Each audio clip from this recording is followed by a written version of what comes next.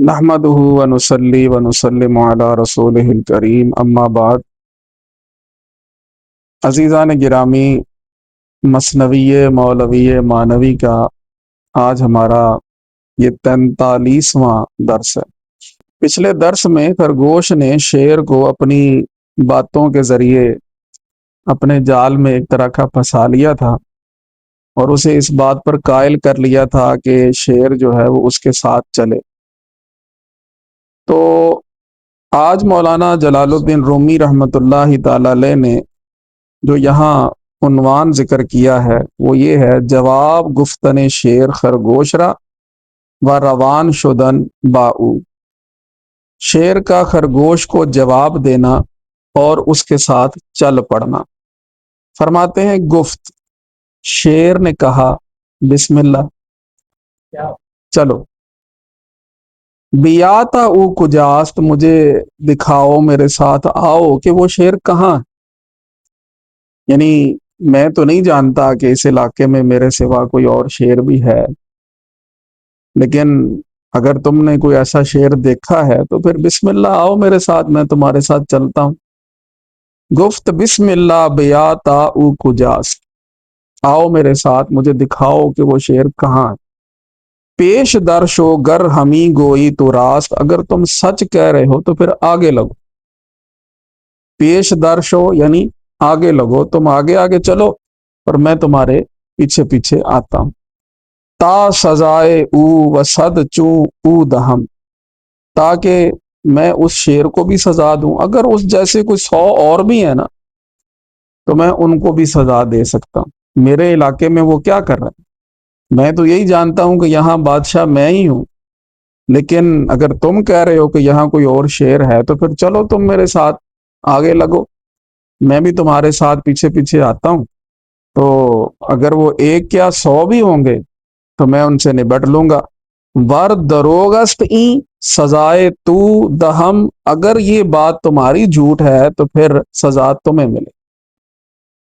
پھر تمہیں سزا ملے گی اگر تم نے جھوٹ بولا تو۔ اندر آمد چوں کلا ووزے بپیش، کلا ووزے یعنی پیش رو، وہ جو ہے ایک پیش رو اور ایک رہنما کی طرح جو ہے وہ آگے آگے چل پڑا اور شیر اس کے پیچھے پیچھے۔ تا برد اورا بسوئے دام خیش، تاکہ وہ خرگوش جو ہے اس شیر کو اپنے اس جال تک، اس دام تک لے آئے۔ سوئے چاہے کو نشانش کردہ بود، اس کنویں تک کہ جو اس نے یعنی اس کو ایک نشان کیا ہوا تھا، یعنی اس کو معین کیا ہوا تھا کہ اس کو اس کنویں تک میں لے کے آؤں گا۔ چاہے مغرا دام جانش کردہ بود، اس خرگوش نے ایک عمیق کنویں کو، ایک گہرے کنویں کو شیر کی جان کے لیے ایک دام بنایا ہوا تھا، یعنی وہ اس میں گرے گا تو وہ مر جائے گا، تو یوں اس سے خلاصی مل جائے گی۔ می شدند این ہر دو تا نزدیک چاہ، فرماتے ہیں کہ یہ مولانا کے مقولے ہیں سارے۔ آپ فرماتے ہیں کہ دونوں جو ہے نا جی وہ چل پڑے اور وہ ایک کنویں کے قریب جو ہے وہ آ گئے کہ جس کا اس نے تعین کیا ہوا تھا کہ اس کنویں تک اس کو لے کے آنا ہے۔ تو مولانا فرماتے ہیں اینت خرگوشے، یہ اینت کا جو لفظ ہے نا یہ تعجب کے لیے بولا جاتا ہے۔ کیسا خرگوش ہے، کیسا خرگوش ہے، چو آب زیرے کا، جیسے جو ہے وہ کوئی گھاس پھوس ہوتی ہے اس کے نیچے یعنی پانی ہوتا ہے، ایک طرح کی چالاکی ہوتی ہے نا کسی کو پھنسانے کے لیے۔ یعنی اگر بندہ کسی صحرا میں یا کسی جنگل میں سفر کر رہا ہو تو ڈاکو وغیرہ جو ہوتے تھے نا وہ یہ کرتے تھے کہ نیچے پانی ہوتا تھا اور اس پانی کے اوپر جو ہے نا جی وہ جھاڑیاں وہ ڈال دیتے تھے، یا کوئی جانور وغیرہ بھی پکڑنا ہو تو اس کے لیے بھی یہ صورت بنا سکتے ہیں کہ گڑا سا بنا کے اس میں نیچے مٹی ہو، دلدل ساری بن جائے اور اس کے اوپر جو ہے وہ گھاس پھوس ڈال دی۔ اب وہ دیکھنے والا دیکھتا ہے کہ یہ فقط گھاس پھوس ہی ہے اور اس کے اوپر پاؤں رکھ دیتا، جب وہ اس پہ پاؤں رکھے گا تو وہ اس میں پھنس جائے گا۔ فرمایا کہ یہ اس طرح کی چالاکی کی ہے اس خرگوش نے کہ جیسے ایک زیرک جو ہے نا جی، ایک جو راہزن ہوتے ہیں وہ جس طرح کی چالاکی کھیلتے ہیں، اینت خرگوش، کیسا خرگوش تھا کہ اتنا بڑا شیر جو ہے وہ اس نے اپنے پیچھے لگا لیا اور اس کو وہ لے کے چل پڑا۔ بات کیا ہے؟ وہ ہمت کی ہے۔ ہمارا نفس بھی تو ایک شیر ہے نا جی،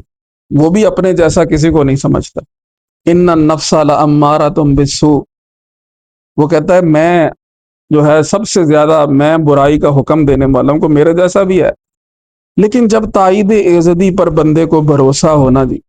بندے کی روح کو اپنے رب کی تائید پر بھروسہ ہونا، تو پھر وہ کسی نہ کسی طریقے نفس کو قابو کر ہی لیتا ہے۔ تو وہ ہر چند کے کمزوری ہو ظاہر طور پر، لیکن جب اللہ رب العزت کی تائید ساتھ ہو جانی ہے نا جی، تو پھر اللہ رب العزت ایسی زیرکی، ایسی دانائی اور ایسی عقل مندی عطا فرما دیتا ہے کہ انسان نفس کو اپنے قابو میں ایسا کرتا ہے کہ جیسے گدھا کیچڑ میں پھنس جائے۔ اب آپ ایک اور بات فرماتے ہیں کہ آب کاہے را بہامون می برد۔ یہ تو آپ نے یہ دیکھا ہوگا اکثر کہ پانی کے اوپر جو ہے وہ تنکے چلتے چلتے کہاں سے کہاں پہنچ جاتے ہیں۔ پانی کے اوپر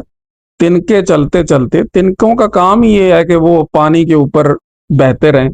تو آب کاہرہ بہامون، ہامون کہتے ہیں جنگل کو، صحرا کو۔ پانی جو ہے وہ تنکوں کو بہاتا بہاتا، یعنی تنکے سے مراد یہاں وہ خرگوش ہے نا۔ بات تو یہ تھی کہ جیسے خرگوش تھا وہ اس طرح بہتا جاتا، لیکن یہاں تو وہ خرگوش نے ایسا کام کیا کہ جیسے تنکے سے پہاڑ اکھاڑ لیا جائے، تنکے سے جیسے پہاڑ اکھاڑ لیا جائے۔ کاہ کوہرا عجب چومی برد، یعنی تعجب ہے کہ ایک تنکا جو ہے، یعنی تنکا وہ خرگوش ہے، چھوٹا سا ہے، ایک تنکا جو ہے وہ پورے پہاڑ کو اکھاڑ لے، تو یہ بڑی تعجب کی بات۔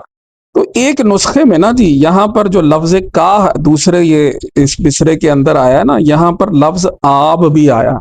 یعنی آب تنکوں کو تو بہا لیتا، لیکن آب، اب یہاں آب سے مراد وہ خرگوش ہوگا۔ آب نے کبھی پہاڑوں کو بھی بہایا، یہ کبھی کسی نے دیکھا؟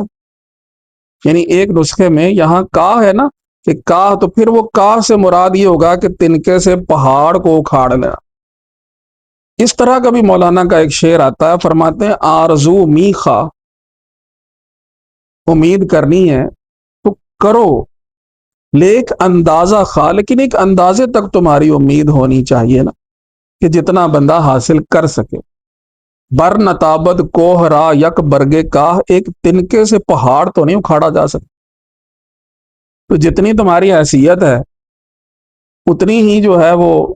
تم جو امید لگا لو، اور اتنا ہی تم جو ہے وہ کر لو۔ تو یہ اس شعر میں جیسے یہ بات آئی کہ ایک تنکے سے پہاڑ نہیں اکھاڑا جا سکتا، تو پھر یہاں پر جب لفظ کاہ، اس نسخے میں لفظ کاہ ہے، پھر وہ یہی ہے کہ ایک تنکے سے پہاڑ کو اکھاڑ لے۔ لیکن اگر دوسرے نسخوں میں دیکھیں تو وہاں پر شعر یوں ہے، آب کاہرہ بہامون می برد۔ پانی جو ہے وہ تنکے کو تو صحرا تک لے جاتا ہے، لیکن آب کوہرا عجب چومی برد، تعجب اس بات پر ہوگا کہ پانی کے اوپر پہاڑ چل رہے ہیں۔ تو وہ ایک چھوٹا سا خرگوش تھا، لیکن اتنے اپنے سے کئی گنا بڑے شیر کو جناب اس نے اپنے پیچھے پیچھے لگایا، اپنی باتوں میں اس کو لایا، اپنے جال میں، اپنے دام میں اس کو پھنسایا، اور اس کو کنویں تک لے آیا۔ دام مکرے او کمندے شیر بود، اس خرگوش کے مکر کا دام جو ہے وہ شیر کے لیے ہتھ کڑی بن گیا۔ طرفہ خرگوش کہ شیر می ربود، کیسا عجب خرگوش تھا کہ جو شیر کو لے چلا۔ جیسے وہ اعلیٰ حضرت کا شعر ہے نا، فرش پہ تازہ چھیڑ چھاڑ، عرش پہ طرفہ دھوم دھام۔ طرفہ کا مطلب ہوتا ہے عجب، کان جگر لگائیے تیری ہی داستان ہے۔ تو دام مکرے او کمندے شیر بود، اس کے مکر کا، اس کی تدبیر کا جو دام تھا وہ شیر کی ہتھکڑی بن گیا۔ طرفہ خرگوش، کیسا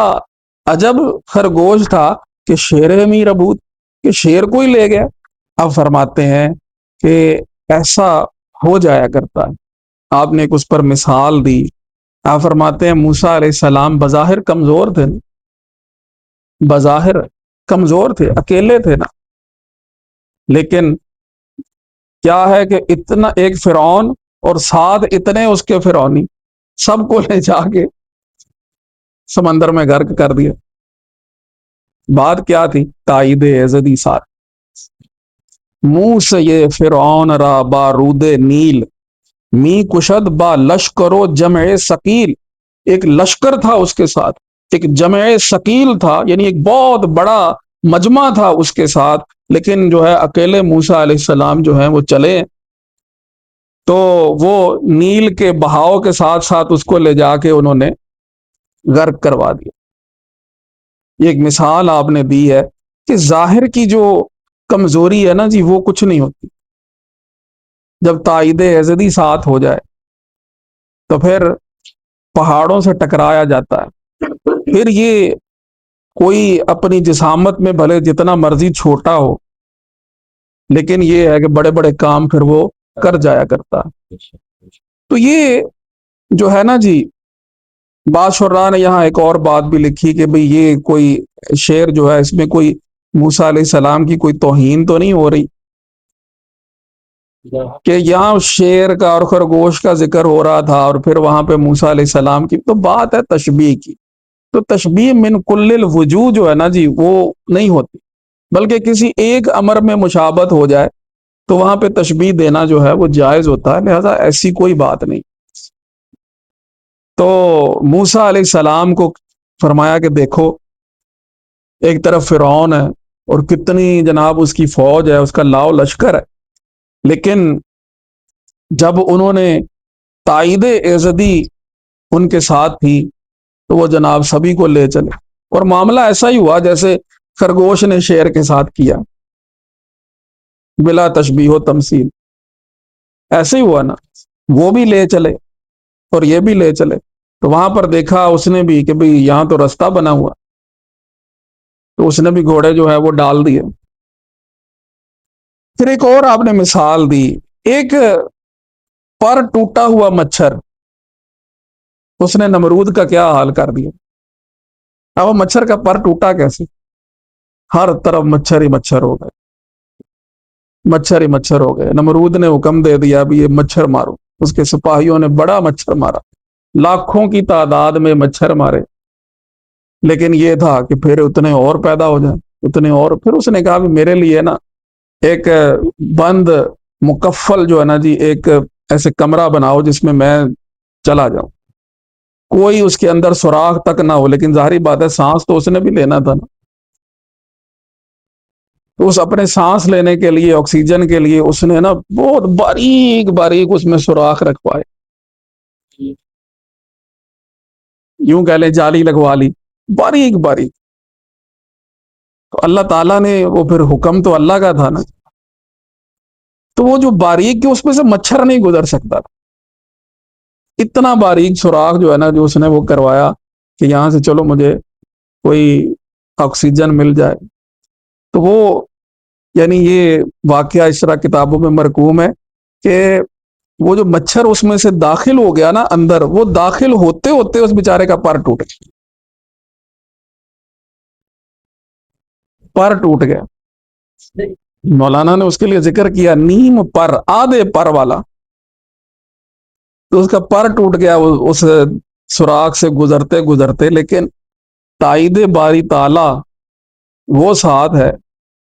اللہ کا حکم ساتھ ہے، تو پھر اس نے حشر تو اس کا کر دیا۔ تو فرمایا پشا نمرود را با نیم پر، ایک مچھر نے، اور وہ بھی اس نے اپنے ٹوٹے ہوئے پر کے ساتھ، ٹوٹا ہوا پر تھا، می شکافت بے محابہ درز سر، اس نے جو ہے نا جی کہہ لیں کہ بڑے جوش و خروش کے ساتھ یہ کام کیا کہ اس نے نمرود کا جو ہے نا سر کو چلوا دیا۔ اب وہ ظاہری بات ہے کبھی اس کے سر میں ادھر جائے کبھی ادھر جائے،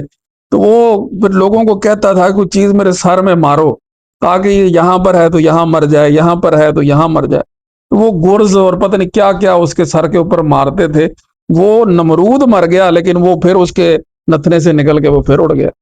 تو چھوٹا سا مچھر تھا، وہ بھی نیم پر، یعنی اس چیز کو آپ نے سمجھنا ہے، نیم پر، جب پاس کچھ بھی نہ ہو، کافر ہو تو شمشیر پہ کرتا ہے بھروسہ، مومن ہو تو بے تیغ بھی لڑتا ہے سپاہی،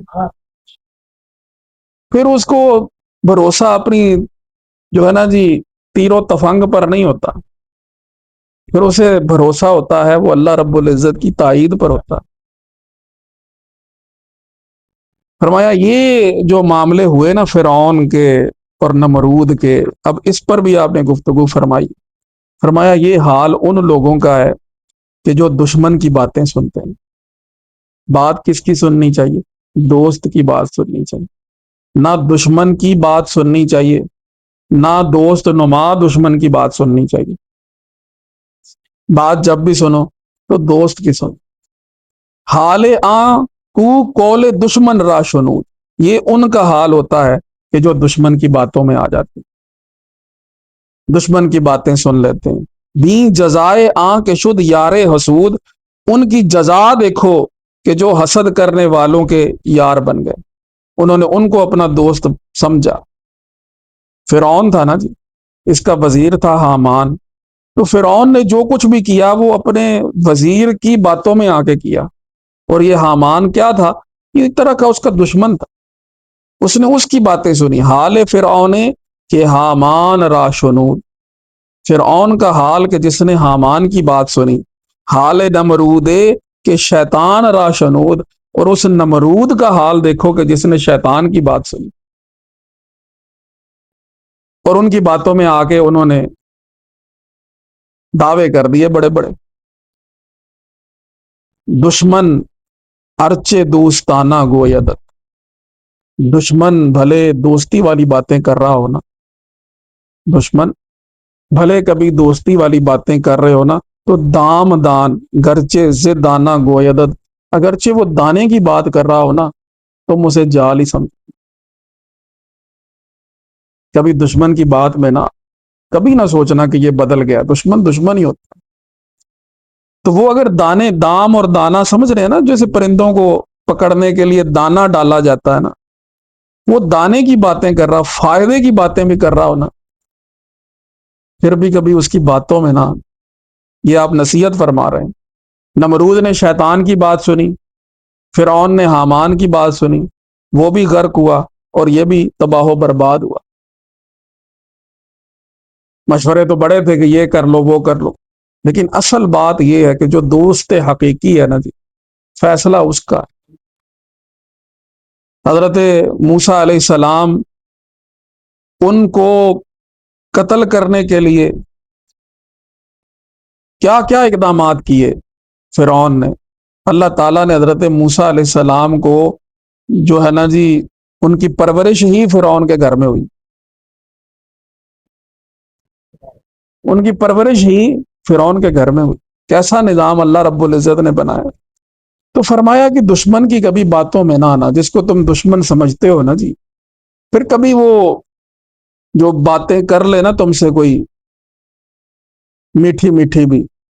تو اس کی باتوں میں نہ آ جانا۔ دشمن ارچے دوستانہ گویدت، دشمن اگرچہ دوستانے والی باتیں کر رہا ہو نا، دام دان گرچہ زدانہ گویدت، تم اسے دام سمجھنا اگرچہ وہ دانے کی باتیں کر رہا ہو۔ گر تورا کندے دہد زہر دان،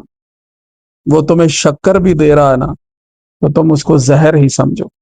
گر بطن لطف کند قہر دان، اگر وہ تمہارے اوپر لطف کر رہا ہے نا، مہربانی کر رہا ہے، اس کو تم قہر سمجھو، کہ کہیں نہ کہیں اس نے اپنے فائدے کی بات بیچ میں رکھی ہو، کہیں نہ کہیں یہ تم کو نقصان پہنچا دے۔ تو فرمایا اس کے لیے نا جی ضروری یہ چیز ہے کہ بندے کی آنکھ کھلی ہوئی ہو، بندہ حقیقت شناس ہو، ورنہ ظاہر میں تو پھنس ہی جائے گا نا۔ ظاہر سے تو وہ باتیں کر رہا ہے دوستانے کی، ظاہر میں تو وہ باتیں کر رہا ہے فائدے کی، لیکن حقیقت شناس جب تم ہوگے تو تب تمہیں اپنے اور غیر کا پتہ چلے گا۔ شیطان کے ایسے ایسے ہتھ کنڈے ہیں کہ جن میں بظاہر یہی لگتا ہے کہ وہ نیکی کا حکم دے رہا ہے، بلکہ ایک واقعہ آئے گا بھی اس نے کہ حضرت امیر معاویہ کو اس نے اٹھا دیا رات کو کہ بھئی نماز کا ٹائم ہو گیا، وہ اس لیے کہ اگر ان کی جماعت رہ گئی، نماز رہ گئی تو یہ روئیں گے، تو اللہ تعالیٰ جو ہے ان کو کئی نمازوں کا ثواب دے دے گا۔ تو کئی ایسے معاملات ہوتے ہیں کہ بظاہر جو ہیں وہ فائدہ مند لگ رہے ہوتے ہیں، لیکن ان کی حقیقت جو ہے نا، جب انسان کی نظر حقیقت بین بن جائے نا، پھر اس کو پتہ چل جاتا ہے اور وہ اپنا بچاؤ کر لیتا ہے۔ ورنہ تو شیر کی طرح وہ خرگوش کی باتوں میں آ جائے گا اور اس کی باتوں میں آ کے اپنا نقصان کر بیٹھے گا۔ تو بات یہ ہے کہ یہ جو حقیقت ہے نا، یہ کب ملتی؟ حقیقت شناسی انسان کو تب ملتی ہے جب اللہ رب العزت کی تائید ساتھ۔ نبی اکرم صلی اللہ تعالی علیہ وسلم اللہ رب العزت کی بارگاہ میں دعا کیا کرتے، اللہم آرنا الحق حقا وارزقنا اتباعہ، اے اللہ ہمیں حق کو اس طرح دکھا دے کہ وہ حق ہے اور ہمیں اس کی اتباع کی توفیق دے دے۔ وَأَرِنَا الْبَاطِلَ بَاطِلًا، اور باطل ہمیں باطل دکھا دے، وَارْزُقْنَا اجْتِنَابَهُ، اور ہمیں اس سے اجتناب کی توفیق بخش دے۔ اللہم آرنا حقائق الاشیاء کما ہی، چیزوں کی حقیقتیں کیا ہیں ہمیں اس سے روشناس کر۔ لیکن جب قضا آ جانی ہے نا جی، پھر بندہ حقیقت کو نہیں دیکھ سکتا۔ اگر تقدیر کا یہ فیصلہ ہے نا جی، یہ بھی آپ نے اب آگے تقدیر کی بات کچھ شروع کرنے لگے کہ اصل بات یہ ہے کہ اللہ رب العزت کی بارگاہ سے تائید ملنی ہے، تو پھر تم اس قابل ہو سکتے ہو کہ تمہاری آنکھ جو ہے وہ حقیقتوں کو دیکھ سکے۔ اور اگر اللہ رب العزت کی تائید ساتھ نہیں ہے تو بھلے تم جتنے زیرک ہو، جتنے توانا ہو، جتنے طاقتور ہو، وہ ایسے ہی ہوگا کہ جیسے وہ شیر جو ہے وہ خرگوش کے پیچھے چل پڑا کہ اس نے ظاہر دیکھا، اس نے باتیں کی کہ جو وہاں پر ہے خرگوش وہ تو مجھ سے بھی کئی گنا جو ہے وہ صحت مند ہے اور تمہارے لیے اچھا نوالا بن جائے گا۔ تو مولانا فرماتے ہیں چوں قضا آیت، جب بات قضا کی آ گئی نا، نہ بینی غیر پوست، پھر تمہیں پوست کے سوا، ظاہر کے سوا کچھ بھی نظر نہیں آتا، پھر تمہیں حقیقت نظر نہیں آنی۔ دشمنان را باز نہ شناسی سے دوست، پھر تم دوست اور دشمن میں فرق نہیں کر سکتے۔ اس لیے اب کرنا کیا؟ یہ بات تو پتہ چل گئی نا کہ اللہ رب العزت کا کرم شامل حال ہونا ہے، تو پھر دوست اور دشمن کی پہچان ہونی۔ اگر ایسا نہیں تو پھر بندہ ظاہر دیکھا جائے گا اور دیکھے گا کہ ظاہر میں فائدہ ہو رہا ہے لیکن حقیقت میں اپنا نقصان کرتا رہے گا۔ چوں چنی شد، جب تمہیں ایسے لگے نا کہ میں نہیں فرق کر پا رہا، جب تمہیں ایسا لگ رہا ہو نا کہ تم اپنے پرائے کو پہچان نہیں پا رہے، تو ابتحال آغاز کن، اللہ رب العزت کی بارگاہ میں زاری کا آغاز کر، اس کی بارگاہ میں رہو۔ ابتحال،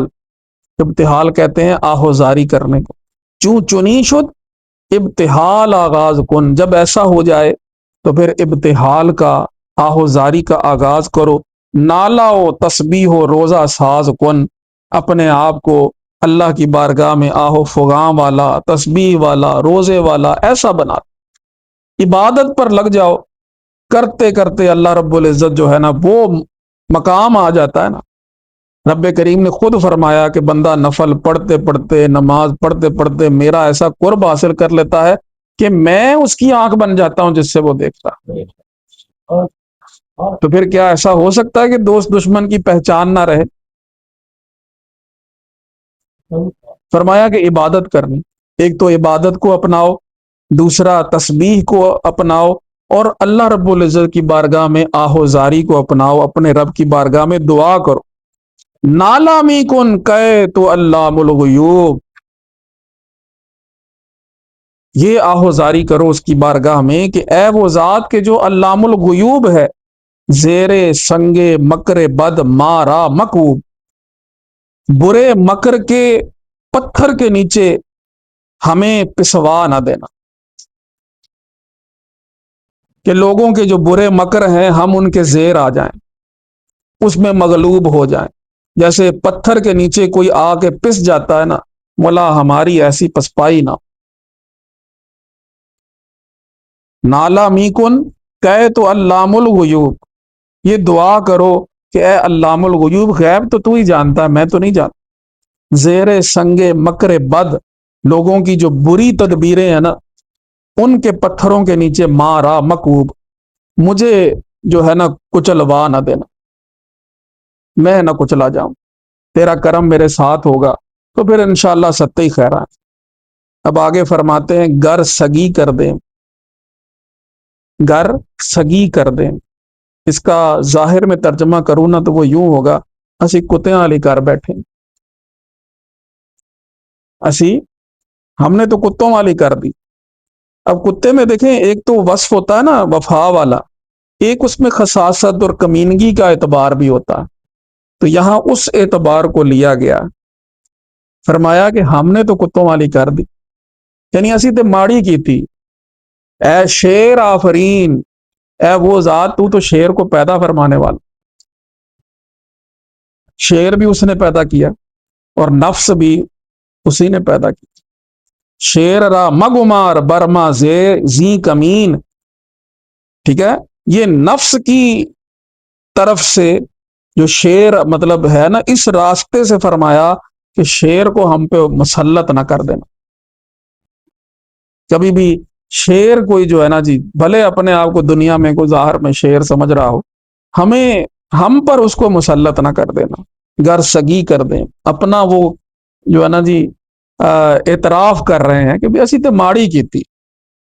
شیر آفرین، آفرین نندا سے مخفف ہے، آفرین کا مطلب ہوتا ہے پیدا کرنے والا، ایک آفرین بولا جاتا ہے یعنی کہ تعجب کے لیے یا کسی کو کیا کہتے ہیں ایڈمائر کرنے کے لیے، وہ آفرین لفظ اور ہے، یہ آفرین آفرین نندا سے مخفف ہے، شیر آفرین یعنی شیر کو پیدا کرنے والا، گر سگی کر دیں، وہ جیسے اعلیٰ حضرت کا شعر نہیں، ہم بے شرم و بد ہیں، ہم تو بے شرم و بد ہیں، تم وہی کان حیا ہو، اللہ اکبر، گر سگی کر دیں، فرمایا کہ اسی ماڑی کر دیتی، اسی نہیں چنگی کی تھی، لیکن اے شیر آفرین، اے شیر کو پیدا فرمانے والے، کوئی شیر گھات لگا کے نہ بیٹھا ہو، ہم پر کوئی ایسا شیر جو ہے وہ مسلط نہ کر دینا، آب خوشرا صورت آتش مد، ایک صاف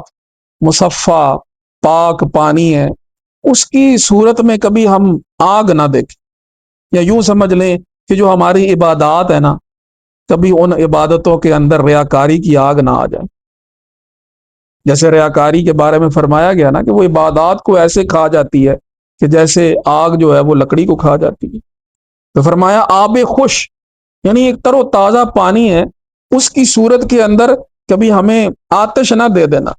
ریاکاری کا جو ہے نا معاملہ وہ کبھی نہ آئے، یہ دعا ہے، دعائیہ اشعار ہیں، بھلے یاد کر لیں کبھی اللہ کی بارگاہ میں عرض کرنے کے لیے، بزرگوں کے قلم سے نکلے، ان کی زبان سے نکلے ایسے اشعار ہیں جو اللہ کی بارگاہ میں مقبول ہوں گے۔ آب خوشرا صورت آتش مدے، آب خوش کو جو تر و تازہ پانی ہے اسے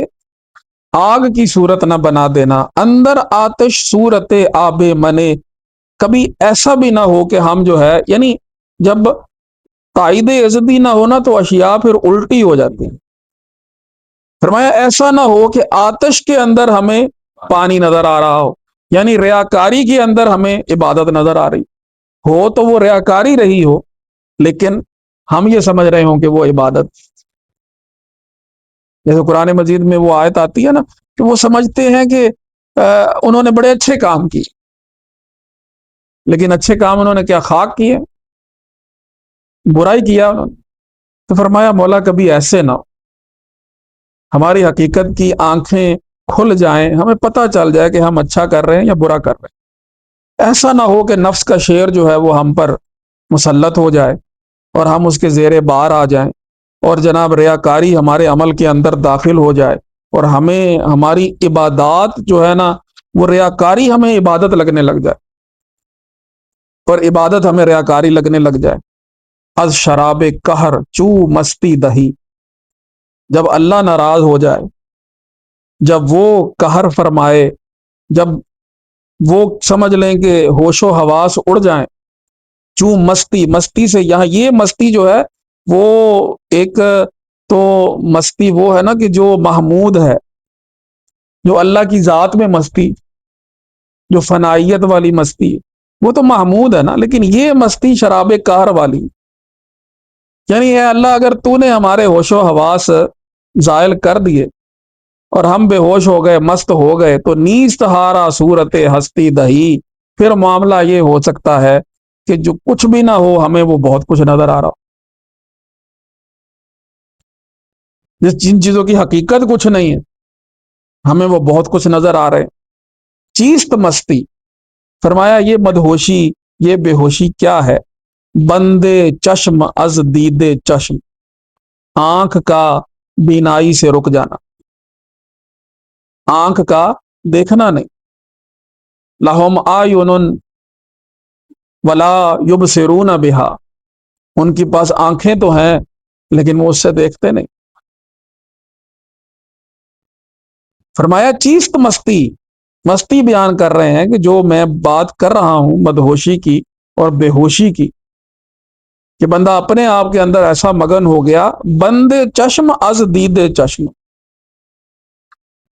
آنکھ کی بینائی کا زائل ہو جانا، وہ ظاہر میں نہیں ہے، ظاہر میں تو وہ دیکھتی ہوگی لیکن حقیقتوں کو وہ نہیں دیکھ سکے گی۔ تا نماند سنگ گوہر پشم یشم، پھر سنگ میں اور گوہر میں فرق پتہ نہیں چلے گا۔ اون ہوگی اور ایک یشم سبز رنگ کا ایک پتھر ہوتا ہے، فرمایا کہ سبز رنگ کی اون میں اور سبز رنگ کے اس قیمتی پتھر میں فرق نظر نہیں آئے۔ تا نماند سنگ گوہر، یعنی سنگ اور گوہر کے درمیان فرق مٹ گیا، ایک عام پتھر کے درمیان اور ایک قیمتی پتھر کے درمیان، اور پشم اور یشم کے درمیان فرق مٹ گیا، تو سمجھ لو کہ دروازے بند ہیں، حقیقت آشنائی نہیں مل رہی۔ چیز تو مستی، ایک اور بات بیان فرماتے ہیں کہ کیا ہے یہ مستی، کیا ہے یہ اس طرح مدہوش ہو جانا اور بے ہوش ہو جانا؟ حص ہا مبدل شدن، کہ تمہاری حصے جو ہے نا وہ بدل جائیں، کہ جن حصوں سے تم ادراک کر سکتے ہو ان کے اندر وہ ادراک کی قوت نہ رہے، کان تو ہوں لیکن حقیقت نہ سن سکے، دل تو ہوں لیکن حقیقت آشنا نہ ہو سکے، آنکھیں تو ہوں لیکن آنکھیں حقیقت کو دیکھ نہ سکے، عقل تو ہو لیکن حقیقت سے آری ہو۔ تو فرمایا چیز تو مستی، وہ مستی کیا ہے؟ حص ہا مبدل شدن، حصوں کا مبدل ہو جانا، ان کا بدل جانا، جو حقیقتوں کو چھوڑ کر ظاہر کے پیچھے بھاگ رہی۔ چوب گز اندر نظر سندل شدن، چوب گز ایک ایسے سرکنڈے سے ہوتے ہیں جو کہ دریاؤں کے کناروں پہ، نہروں کے کناروں پہ نا ایسے اگی ہوتی ہیں بوٹے سے، وہ لکڑی ہوتی ہے، اس کو چوب گز کہتے ہیں۔ عام کوئی سرکنڈے یا کوئی اس طرح کے آپ نے دیکھے ہوں گے سمندر کے کناروں پر اگے ہوئے، فرمایا کہ وہ نظر میں سندل نظر آ رہے ہیں۔ یہ ہے وہ مدہوشی کہ جو نہیں چاہیے، تو اس سے چھٹکارے کے لیے اللہ رب العزت کے حضور جو ہے وہ دعا کرنی ہوگی۔ اب یہاں آپ نے ایک اور قصہ بیان فرمانا ہے جو انشاءاللہ اگلے درس میں بیان کریں گے، لیکن میں کچھ آپ کو سنا دیتا ہوں کہ وہ قصہ کیا ہے۔ وہ ہدہد کا، حضرت سلیمان علیہ السلام کے زمانے میں جو ہدہد تھا نا اس کا قصہ۔ ایک قصہ تو وہ ہے نا جو قرآن نے بیان کیا، لیکن اگر آپ غور کریں تو ظاہری بات ہے کہ ہدہد نے بھی ایک عرصہ گزارا، تو اس کی زندگی میں کئی قصے ہوئے ہوں گے۔ تو یہ جو قصہ ہے نا جی، اسے علامہ ثعلبی نے قصص الانبیاء کے اندر ذکر کیا، اور کتابوں کے اندر بھی یہ قصہ موجود ہے۔ وہ قصہ یہ ہے کہ حضرت سلیمان علیہ السلام جو ہیں وہ اپنے دربار میں بیٹھے تھے، تو چونکہ پرندے سارے وحوش طیور ان کے پاس آیا کرتے تھے، بیٹھا کرتے تھے، تو انہوں نے کہا کہ سب مجھے اپنی اپنی کوئی خاصیتیں بتاؤ۔ تو ہدہد نے حضرت سلیمان علیہ السلام کی بارگاہ میں عرض کیا کہ جناب میرے اندر یہ خاصیت یہ ہے کہ میں اڑتے ہوئے زمین کی تہہ کے اندر پانی دیکھ لیتا ہوں، مجھے پتا چل جاتا ہے کہ زمین میں فلاں جگہ پر پانی ہے، تو اس سے آپ کا فائدہ یہ ہو سکتا ہے کہ آپ جب بھی اپنے لاؤ لشکر کے ساتھ کہیں جائیں تو میں آپ کے ساتھ جاؤں گا، میرا فائدہ آپ کو یہ ہوگا کہ آپ کو جگہ جگہ سے زمین نہیں کھودنی پڑے گی، میں یوں کر کے دیکھوں گا، میں بتا دوں گا کہ یہاں پانی ہے، وہاں اس کو کھود کے پانی نکال لیجئے گا۔ تو مجلس میں کوا بھی بیٹھا تھا، کوے نے کہا جناب یہ جھوٹ بول رہا، یہ جھوٹ بول رہا ہے۔ اب اس نے ایک اور قصہ سنایا، وہ بھی اسی ہدہد کا ہی تھا۔ کہا کہ اگر یہ سچا ہوتا، اتنا اس کو نظر آتا ہوتا، تو یہ جو جال میں پھنسا بیٹھا تھا ایک میں، وہ واقعہ پھر ایک اور الگ ہے۔ وہ یہ ہوا کہ ایک دن یہ جو ہدہد ہے یہ اڑتا ہوا کہیں جا رہا تھا، تو اس نے ایک بچے کو دیکھا کہ جو جال بچھا کے نا اس نے دانا جو ہے وہ سارا گرایا ہوا تھا اور اس نے جال بچھایا ہوا تھا۔ یہ ہدہد جو ہے اس بچے کے پاس چلا گیا اور اس نے جا کے اس بچے کو کہا کہ تم پرندوں کو پکڑنے کے لیے تم نے یہ جال لگایا؟ تو اس نے کہا نہیں، پرندوں کو میں نے نہیں پکڑنا، میں نے ہدہد کو پکڑنا۔ تو یہ بڑا ہنسا، تو اس نے کہا کہ مجھ کو کیسے پکڑو گے، میں نے تو دیکھ لیا، مجھے تو جال نظر آ گیا۔ عمومی طور پر وہ جال چھپا دیا جاتا ہے نا مٹی وغیرہ ڈال کے، تو میں نے تو جال دیکھ لیا، مجھے تو تم نہیں پکڑ سکتے۔ اس نے کہا یہ پھر دیکھیں گے۔ بچے نے کہا، ہدہد وہاں سے اڑا اور ایک درخت پہ جا کے بیٹھ گیا۔ تھوڑی دیر کے بعد نا ہدہد کو یہ بات بھول گئی، اس بچے نے وہ جو جال تھا وہ مٹی کے نیچے چھپا دیا اور دانے ایسے پڑے۔ تھوڑی دیر کے بعد ہدہد کو یہ بات بھول گئی اور وہ جناب دانا اس نے پڑے ہوئے دیکھا، بھوک لگی اس کو تو وہ کھانے کے لیے وہاں چلا گیا۔ جب وہاں گیا تو وہ جناب جال میں پھنس گیا۔ اب وہ وہاں منت سماجت کر کے وہاں سے وہ آزاد ہوا ہوگا، تو وہ کوے نے جو ہے نا جی یہ واقعہ بیان کر دیا کہ ویسے تو یہ کہہ رہا ہے کہ میں زیر زمین پانی دیکھ لیتا ہوں، لیکن وہاں جال تھا قریب ہی، جو صرف تھوڑا سا اس کے اوپر مٹی کی تہ تھی، یہ اس کو نہیں دیکھ سکا، یہ جھوٹ بول رہا ہے۔ تو ہدہد نے حضرت سلیمان علیہ السلام کو یہ کہا کہ جناب بات سچ جھوٹ کی نہیں، یہ کوا جو کہہ رہا ہے نا یہ غلط کہہ رہا، اصل بات قضا کی، اصل بات اللہ کے فیصلے کی۔ اللہ چاہے گا تو میں زمین کی تہ تک دیکھ لیں، اللہ نے نہ چاہا تو مجھے وہ جال بھی نظر نہیں۔ پھر وہاں اب آگے پھر اس ہدہد نے حضرت آدم علیہ السلام کا قصہ بیان کرتا، آدم علیہ السلام کا کہ جن کو علم الاسماء کی بات ہوئی، پھر بھی کیا ہوا کہ جب فیصلہ یہ تھا کہ بھئی یہ ہونا ہے تو پھر وہ ہو گیا۔ اصل بات کیا تھی؟ وہ قضا کی۔ تو وہ ہدہد نے یہ بات پھر حضرت سلیمان علیہ السلام سے کی کہ جناب یہ آپ کوے کی باتوں میں نہ آئے، میں جو بات کر رہا ہوں کہ میں زمین کے نیچے پانی دیکھ لیتا ہوں تو یہ میری خاصیت ہے، لیکن بات کیا ہے؟ تائید ایزدی، اللہ کا کرم جب شامل حال ہوگا، قضا جو ہے نا جی جب وہ ساتھ دے گی تو پھر یہ معاملہ ہو، اگر قضا کا ساتھ نہیں تو پھر معاملات جو ہیں وہ ہوتے رہتے۔ اللہ رب العزت ہم سب کو حقائق کی آگاہی عطا فرمائے۔ انشاءاللہ اگلے درس میں جو ہے یہ واقعہ بیان کرنا شروع کریں گے۔ اب یہ جو سارا واقعہ تھا نا خرگوش والا اور شیر والا، یہ اب بڑا دور چلا گیا، اب بیچ میں 2-3 واقعے بیان ہوں گے، پھر اس کے بعد انشاءاللہ پھر آگے وہ ذکر ہوگا۔ وآخر دعوانا الحمد للہ رب العالمین۔